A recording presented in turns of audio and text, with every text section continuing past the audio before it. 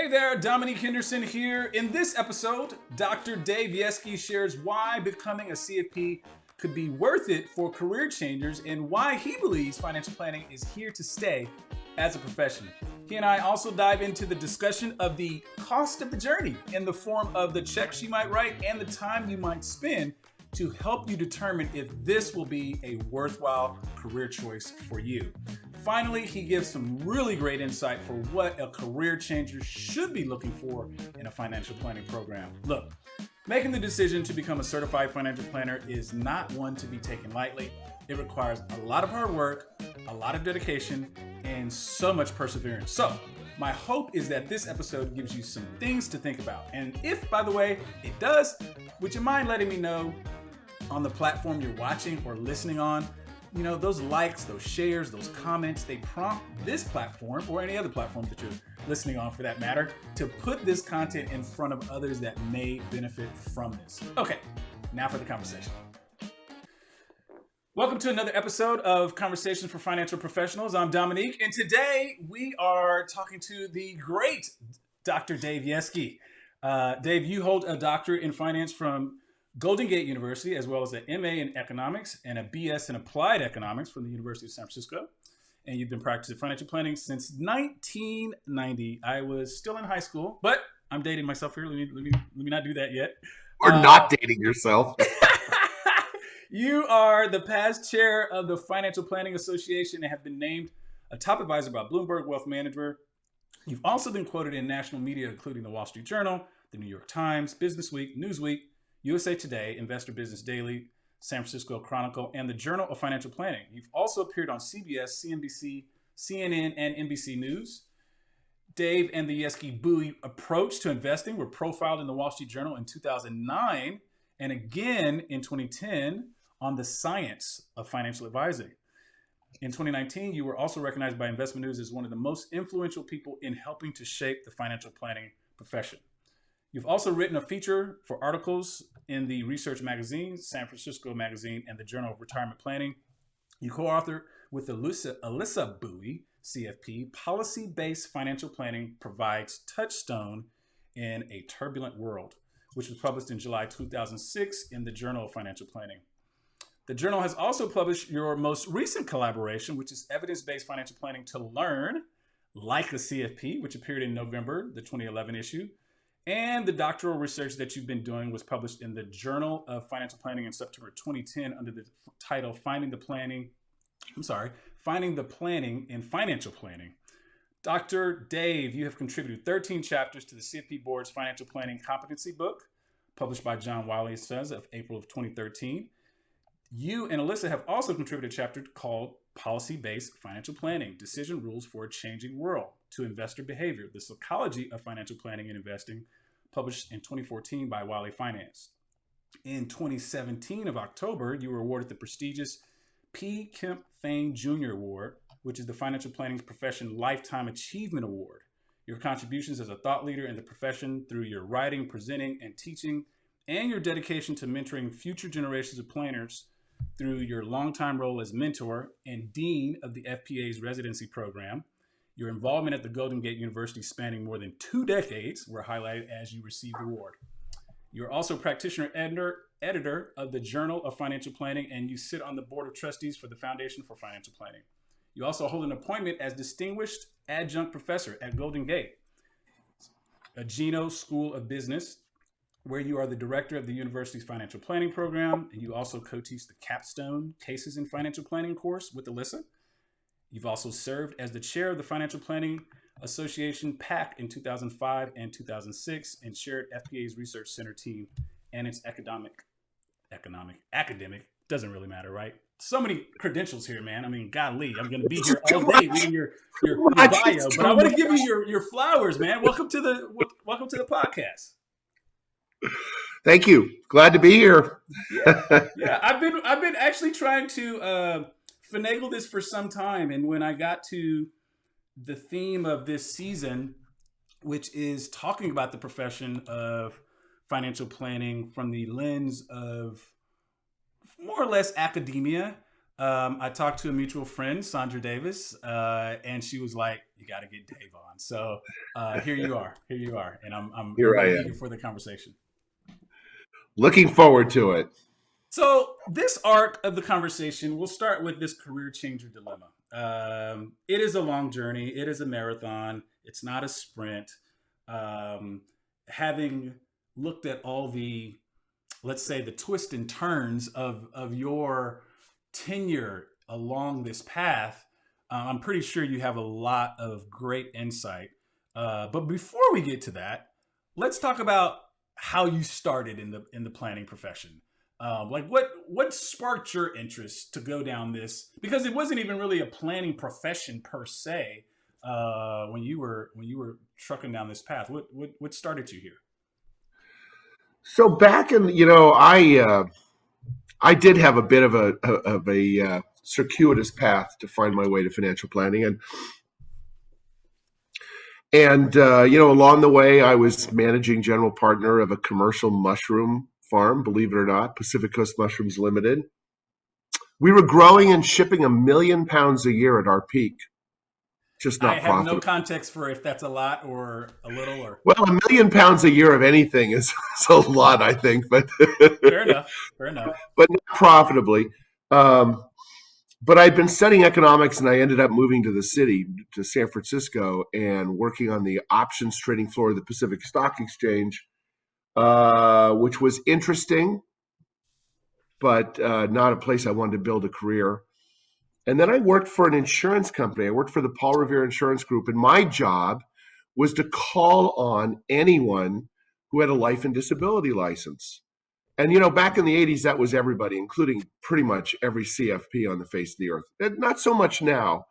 Many, many more financial planners are fee only. But um, in any case, I was calling on insurance brokers, stockbrokers, financial planners, and I found myself gravitating towards the financial planners, Hmm. realizing that they had my dream job.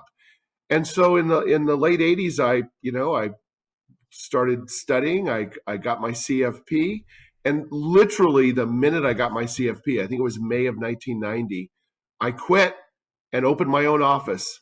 And then I lived in terror for a few years, trying to build a practice from scratch. But I never looked back. I always knew it was what I was meant to do. And 32 years later, I have to say it's the most satisfying decision I've ever made in my life, to become a CFP, to become a financial planner, to practice financial planning. What what drew you to what you called or what you were terming back then your dream job? What characteristics? Because I'm pretty sure that those are similar to what some career changes are seeing right now or what's drawing them. Well, first of all, there was the there was the technical dimension. There was the crunching numbers and developing strategies, and um, there was that intellectual dimension, but it also involved getting to know clients, getting to know them, their families, understanding who and what mattered to them and why, and then developing strategies in service to that. And Mm. then being able to be part of the process of seeing them realize their dreams over time. I mean, I have client relationships now that have been going for over 30 years, and I love that. And the thing about financial planning, people, human beings in general, so struggle with their relationship with money Mm.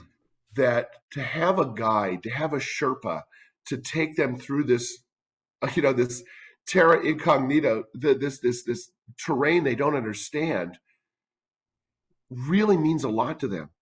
And as a financial planner, it doesn't happen every minute or every day, but it kind of happens every week that someone is on the phone or sitting across the conference table looking at you and going, my life is better because you're in it.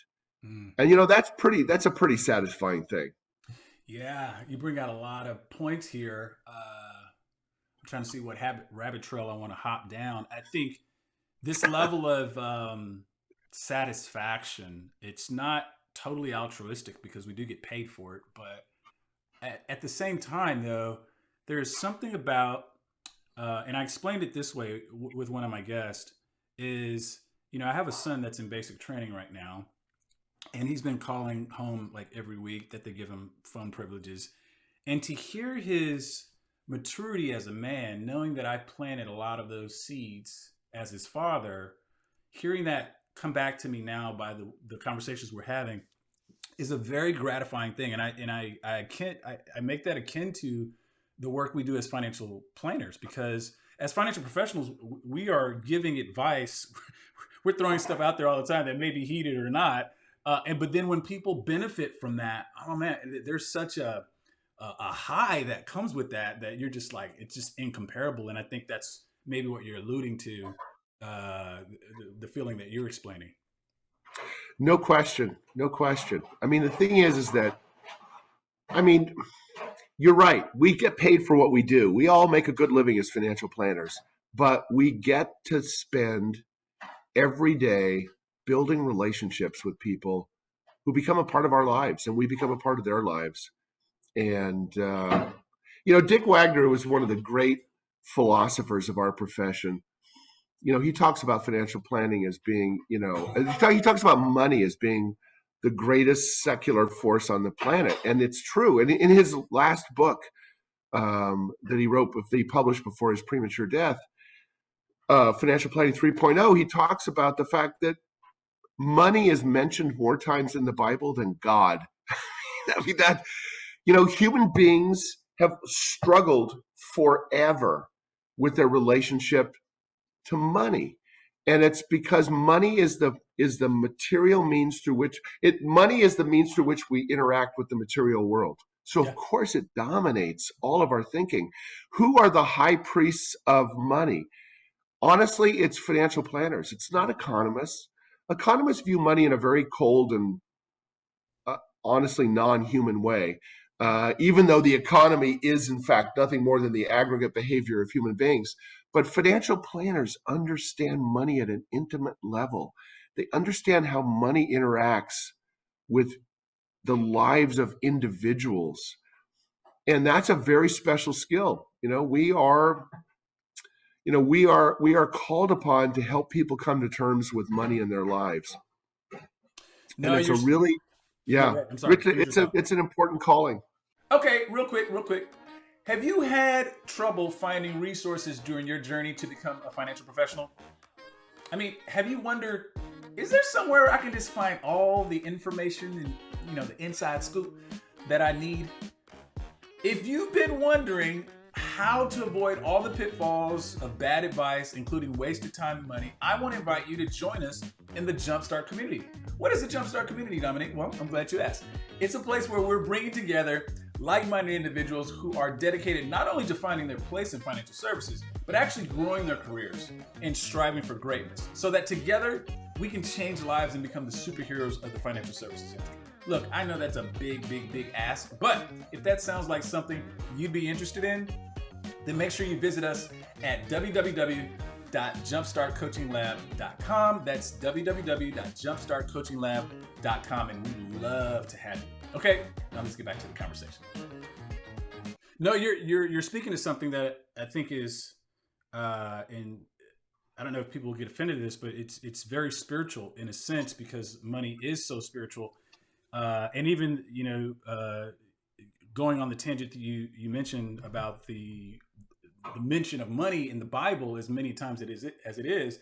I mean, there's even a scripture where Jesus says that where your treasure is, your heart will be also. Right? It's this tie that we can't get away from, and I wonder what your thoughts are about, when we think about this long journey that it takes if somebody wants to go be a certified financial planner, or even just a financial professional, what it takes to get there. Let's unpack some of those things, because that journey, everything you've been naming, everything I've been naming,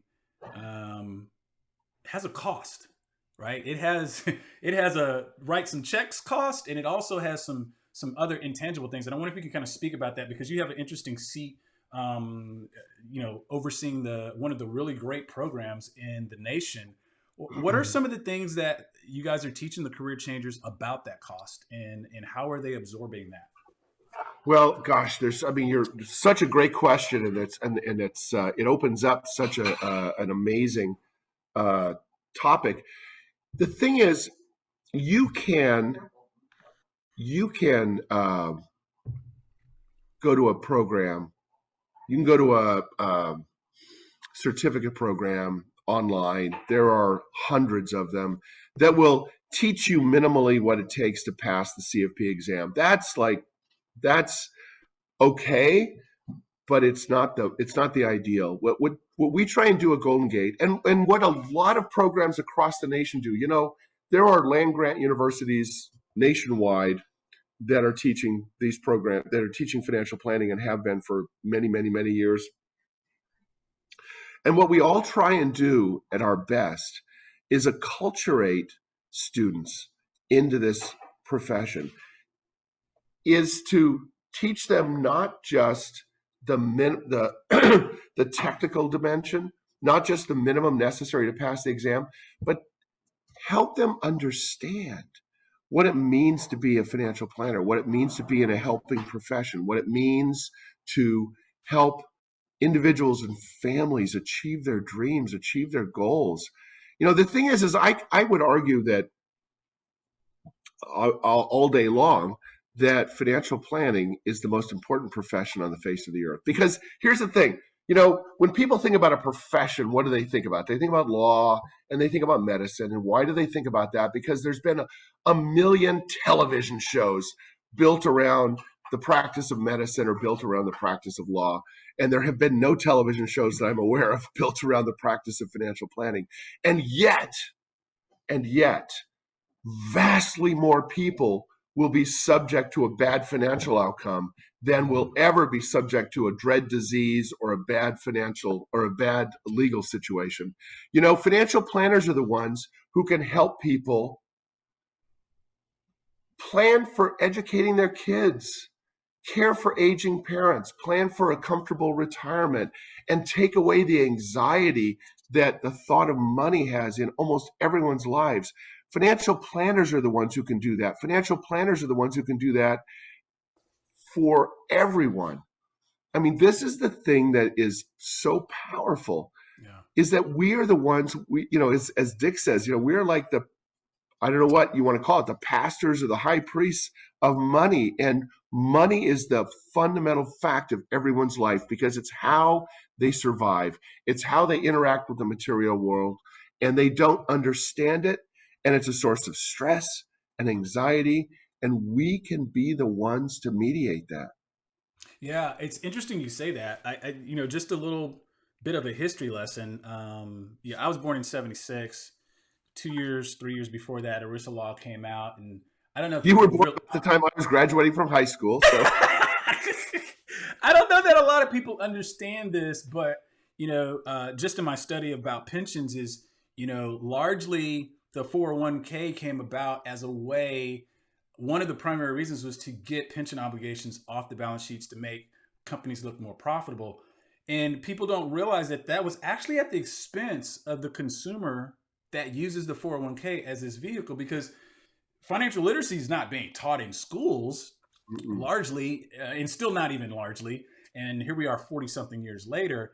And you go from, okay, I'm going to work for a company for 20, 30, 40 years. I'm going to get my gold watch and I'm going to get my pension. I'm going to be good to go, to no more pension. Here's your 401k. Figure out what you need to do on your own. And although that is a small part of the financial plan, this is a part that causes a lot of angst and anxiety, to your point. And so we as professionals can sit in that sacred seat of guide. I love that, to help people navigate something that they would otherwise have a lot of stress and consternation around that. And I think, when I talk to career changers, and they're thinking about this career path, they do tend to concentrate really myopically on that investment side and the number side. Maybe give some advice to having that career changer focus on things that they may have brought from another part of their life, as a parent, as a some other vocation, as as a spouse, all these tools that could be used in this profession sitting in that secrecy. No, you know what? First of all, yes, you bring up something really important. It's not just about money. It's not just about investing. It's about human behavior.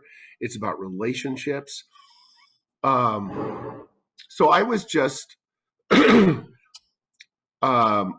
was one of 3 editors on a book that just came out from CFP Board, The Psychology of Financial Planning, because CFP Board, as of last year, actually added the psychology of financial planning as a knowledge domain for CFP study, appropriately so. And I would say they're a little behind the curve, but that's their job. It's actually their job to be behind the curve. CFP Board comes along and they kind of hoover up what financial planners are actually doing, and then they codify it and it becomes part of the exam. And so financial planners have been recognizing the role of psychology for a long time. And it's actually the biggest part of the job. I mean, I like to say that the quantitative part of what we do is honestly the easy part. It's various applications of time value of money concepts, but change is hard. Change is hard. I was on a panel a few years ago, an FPA annual conference panel I think our topic was, I don't know what, managing income in retirement or managing something in retirement. But I had a fellow panelist who was getting way down into the weeds, talking about some obscure technique that would add 2 basis points to returns or something. And at some point, when I let him finish, and then I turned to the moderator. I said, Bob, can I poll the audience? And there were like 600 financial planners in the room, okay? And I said, by a show of hands, how many of you have had a client's retirement plan blow up because of market behavior? Not one hand went up. Now you can see where this is going. And I said, by a show of hands, how many of you have had a client's retirement plan blow up because of client behavior? Every hand in the room went up. So the reality is that the technical part of what we learn to become CFPs is important. It is necessary. It must be part of who we are and how we think. But it's not the most important part. It's not the most difficult part. Understanding human behavior, understanding psychology, being able to be a change agent. This is the thing that makes us different than other professionals. We understand the human dimension. We understand that we're in a relationship that is going to require us to help people come to terms with something that they have spent their entire life being afraid of. And this is where, for example, you talked about Sandra Davis at the beginning of this podcast.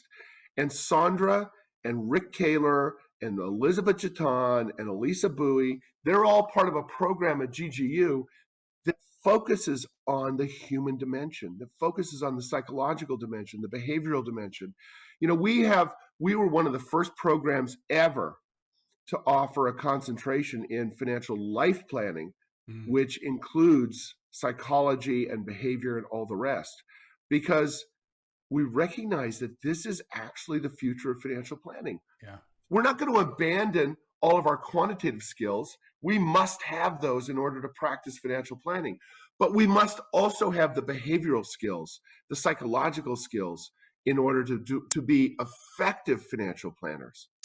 Yeah, and I would say in spades, there's 2 thoughts that jump to mind. I know early in my career, I was brought up to speed with the findings of the Dalbar study. And for those that are listening, this is a study that comes out every year and basically highlights suboptimal investor behavior. That's the best way to say it. Well, And which is all investor behavior is suboptimal. It turns out. Pretty much. That's what it shows. I mean, if the market is characteristically doing 7 or 8, and how do people end up making 30 or 40 or 50% of that number?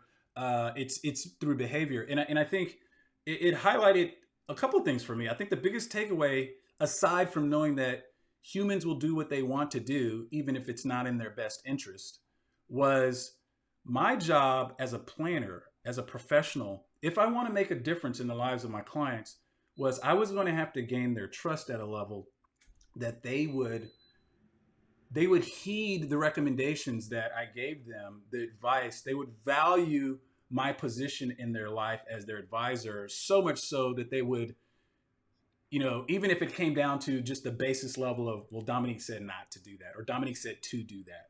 And I think that's what it's all about. I think it's about building a level of trust, so much so that your client realizes that it's almost like, taking your medicine, the cod liverol or something like that. You're taking it, even though you know that it doesn't taste the best, but I'm doing this for the sake of my best interest. And I wonder what your thoughts are around as far as that establishing that trust for the relationship to flourish. And before you answer that, because what I would argue too is, although the technical is important, what we have is this automation and digitization that's happening, that's making that job a whole lot easier and a whole lot more manageable than it has been, let's say 10, 15, 20 years ago. And so we can concentrate more on the relationship. How do people build that trust so they can flourish? Oh, Dominique, I've got like 1,000 things to say about this. But first of all, because so much of what we do, if we're really being effective, involves the human dimension, you can never robo financial planning. You can never robo us away. It just won't happen, because we are evolved through millions of years of evolution. We are evolved to work in relationship with others. It's why we have workout buddies. It's why we have personal trainers. It's why we have life coaches. It's like we we do our best work with other human beings. And so financial planners, if they're doing financial planning, if they're doing real financial planning and they're doing it right, they will never be roboed away. It's not possible. But you bring up trust. You've used that word several times, and I think that's really important, because there is this concept of client trust and relationship commitment that's been the source of a lot of research. And first of all, client trust and relationship commitment is a very important factor, because it's been shown that clients who have a high degree of trust and commitment have a higher propensity to share personal and financial information with their advisor. They have a higher propensity to act on recommendations from their financial planner. They have what's known as functional conflict, which means if conflicts do arise, they tend to get resolved. And honestly, even though this is not a financial planning thing, it's more of a business development thing, they have a higher propensity to make referrals. So client trust and relationship commitment is a very valuable thing it's a very powerful thing to focus on. And here's what a number of research initiatives have shown that leads to trust and commitment. First of all, clients want to see that the recommendations you make are not generic. They want to see that they're directly related to who and what matters to them. And they actually want you to wade into difficult and fraught conversations about money. I mean, emotional conversations about money, which is, a lot of conversations about money are emotional. It really activates all kinds of stuff in our lives. They want you to wade into that. They want you to wade into when they say, my sister is asking me for money and I'm not comfortable giving it to her. They want you to wade into that conversation. They want it.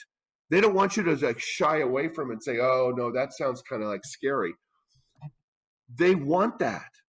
So they want you to make recommendations that are directly related to who and what matters to them. They want you to wade into difficult conversations about money. They want you to talk about life transitions. They want you to be the one who say, you're kind of seems like you're approaching retirement. Let's talk about how you're going to meet your spending needs in retirement. Or it looks like your kids are reaching college age. What are we going to do about sending them to college and paying for it? They want you to engage in all of those conversations. They want that. And so and that will generate more trust and commitment. Yeah. So anyway, it's all about trust and commitment, and it's all about being willing to be there in the difficult conversations. What if I were to tell you that you could spend 2 days with a veteran of the financial services industry that has connections with dozens of firm owners and has also answered hundreds of questions about making the leap into a career as a financial professional? What if I were also tell you that you could do this from the comfort of your laptop in an interactive virtual environment with a group of like-minded peers? Are you interested? You should be. I'd love for you to experience all of this, and you can when you register for the Career Changer Challenge happening October 29th and 30th. Now, during this time, I'm going to share with you the key elements on how to successfully navigate your journey from wherever you are currently, that's right, wherever you are currently, into a career in financial services. Look, my goal in the challenge is to help you find your place in this wonderful industry called financial services, no matter if you want to be a financial coach or a financial advisor. I just want to help you figure it out. And if you're not satisfied after attending the challenge, I'm going to give you your money back. So you have nothing to lose. All you need to do is go to www.jumpstartcoachinglab.com, and when you get there, click on the video that has my handsome mug on it. There's a lot on there, but the one that has my handsome mug that says, click on the register for the next challenge button and join me so I can share with you all the secrets to save both time and money when making the leap as a career changer. Okay, let's get back to the conversation. I love the way that you put that, because that they want you to, which I've been knowing it for a while.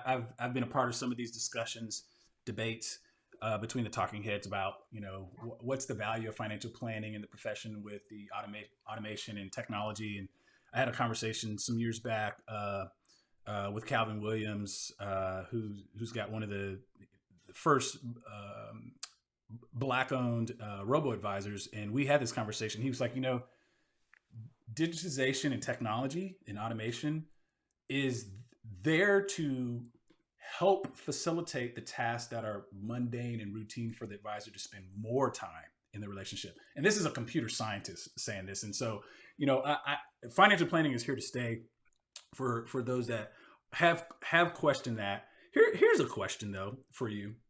What would you say, and maybe you can go to some of the syllabi that you guys have put together over the years. What would you say are maybe 3 things that universally all career changers could think about before making the switch? If somebody's watching this, or they're on my YouTube channel, or they're just looking at financial planning, they're scrolling through and they've seen these 300 certificate programs. Oh my gosh, this is overwhelming. Like, where should I go? Should I get the guaranteed to pass and yada, yada, yada? They're all on this path. What should they be thinking about before they make that decision about what program they get in? Because I think there's some pre-work that we're hinting around that they probably need to do. So it's such a great question. And obviously this could be a moment for me to just like pitch GGU and Golden Gate University is wonderful, and I don't need to pitch it, because I'm going to say there are hundreds of certificate programs, there are hundreds of degree programs, and the thing I would encourage anyone to do is go somewhere that will help acculturate you, that will help introduce you to the profession of financial planning. And I'm not going to name names, but there are some certificate programs out there that are just like hopped up exam preps. You call them skinny programs. I love that term. They're just skinny programs. They're just meant to like get you past the exam. And you know what? That's not enough. If you're a career changer, you need to be acculturated. You need to be brought into this professional mindset of financial planning. That we are a community. We're a community of practitioners who are out there doing good. We're out there doing something special, and you want to be part of that community. And therefore, now I am going to name names. It's like, go to Texas Tech, go to Kansas State, go to Virginia Tech, go to Georgia, go to UGA, go to Utah Valley University, there are some programs out there that are serious about financial planning and about acculturating you and bringing you into the profession, not just like helping you pass an exam, but literally bringing you into the profession. Because a profession, you know what? Think about the word profession. The word profession actually means making a statement, making a commitment, committing to something. And profession is what you want.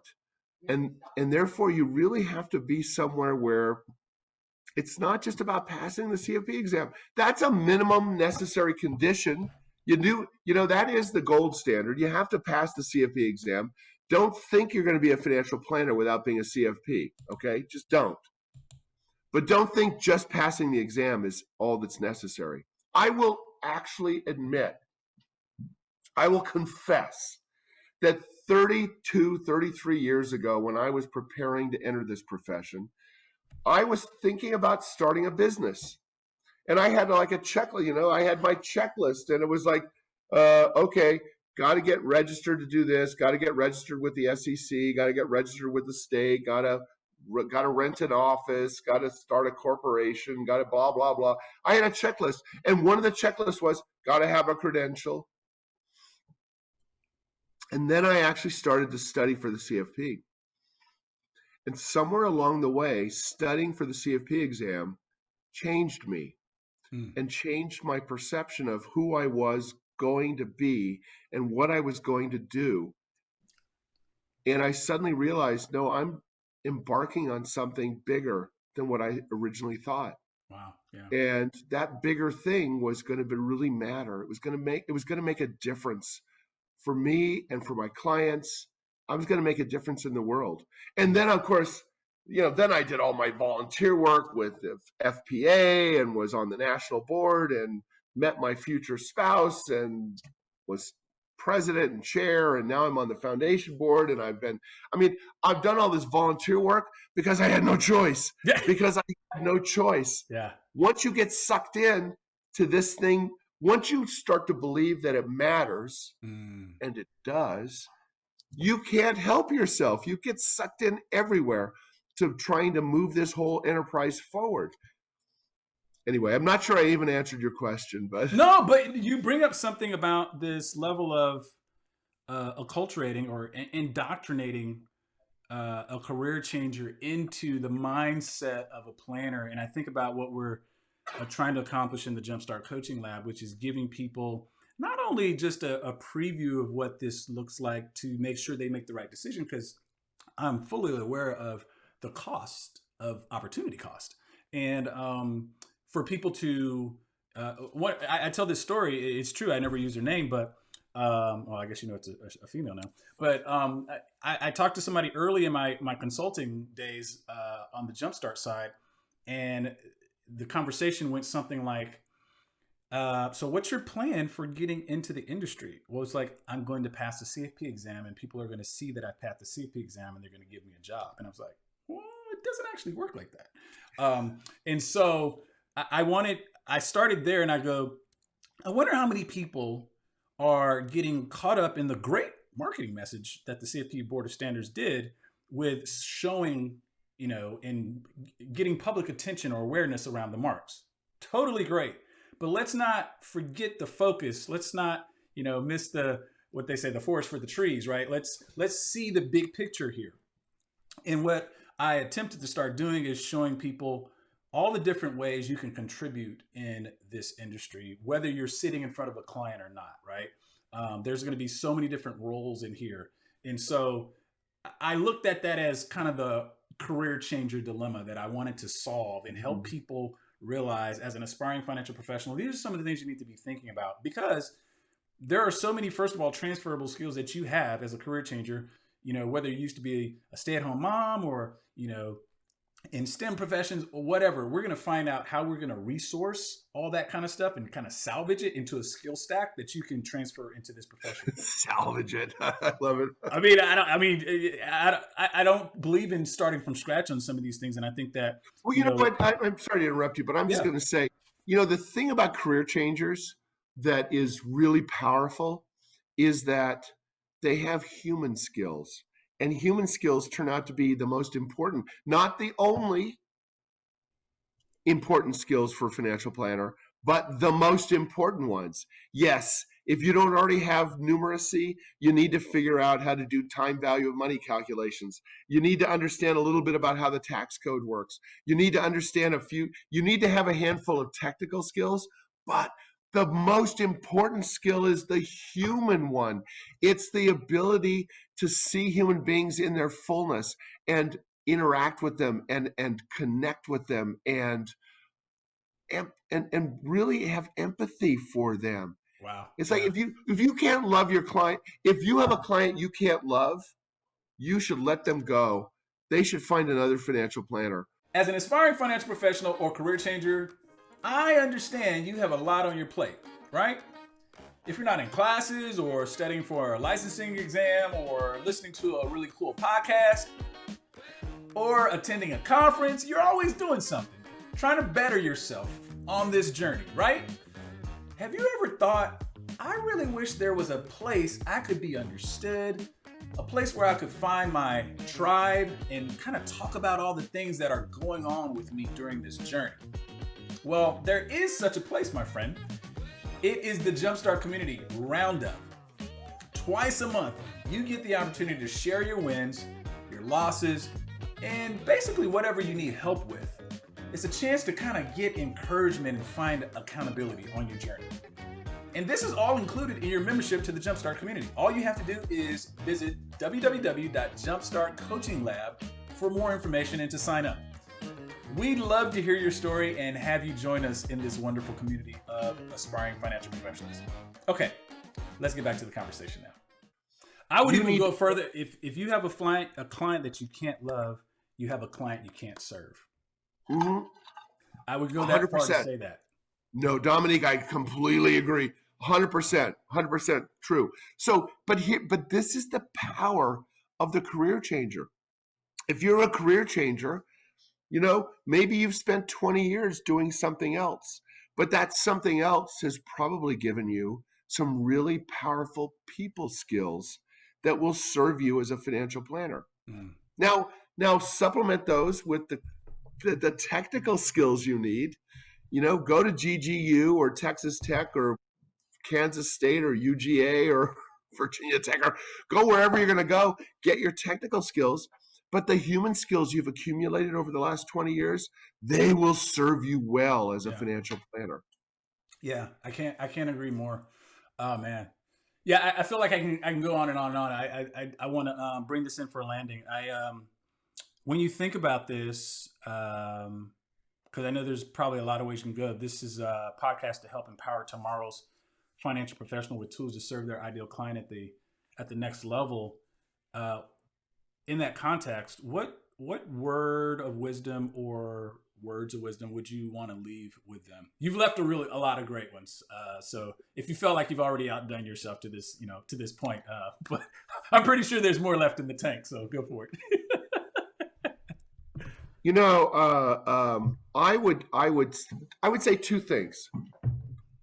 It's really important that we recognize the importance of the role of science in what we do as financial planners. Embrace evidence-based approaches. Embrace scientific approaches. If you're not already trained to do so, train yourself to recognize research-based writing and make that the foundation for how you practice. Mm. And the second part is recognize that you will not have all of those skills will be of no use unless you are able to engage with your clients as human beings, unless you have the skills to also recognize the behavioral piece, recognize that they are human beings with foibles and random behavior that's going to need to be managed around markets and the economy and the daily news cycle and all that stuff. And recognize and embrace that that's part of your role. Mm. That is part of your role, is to mediate and moderate their interaction with the world so that they don't make bad decisions in reaction to the stuff that's popping up on their phone screens or their computer screens on a daily basis. So you need to have a science-based foundation in the practices of financial planning, and you need to have a deep sympathy for the human dimension of what you're doing. And when I say sympathy, you choose that word carefully, because your clients will frustrate you. They will frustrate you every day. Approach them with empathy and sympathy, and recognize that they're just doing their best, and it's your role to help them make good decisions in the face of the amygdala. The amygdala is like the flight The or lizard fight. brain. Oh my God. The amygdala is the fight or flight part of our brain, and it makes us want to take action. And sometimes not taking action is the best thing to do. Benign neglect, as Warren Buffett says. Benign neglect. Benign neglect. I love that. I have clients who call me up and they're like, oh, something crazy is going on in the world. Tell me what I should do. And I will talk to them, and they'll say, I knew you were going to say that. I just needed to hear you say it. Yeah. I knew you were going to say that. I just needed to hear you say it. Yeah. So be prepared. You're going to be the one. You're going to be the whisperer. You're going to be the money whisperer, right? I mean, that's your role. That's the job. I love that. I love that. Maybe we'll be inspired to go watch some Cesar Millan, the dog whisperer, out here to kind of see how we should do that. That's great. Man, I love this. I love this. Dave Yeske, man, such a rich deposit. I really appreciate you spending the time to speak to the younger generation. I know you get to do that at GGU, but taking the time out to do this for Jumpstart, really appreciate it, man. My pleasure. Truly my pleasure. Thank you. All right. Let's stay in touch, my friend. All right. Let's do it. All right. Bye-bye. Bye.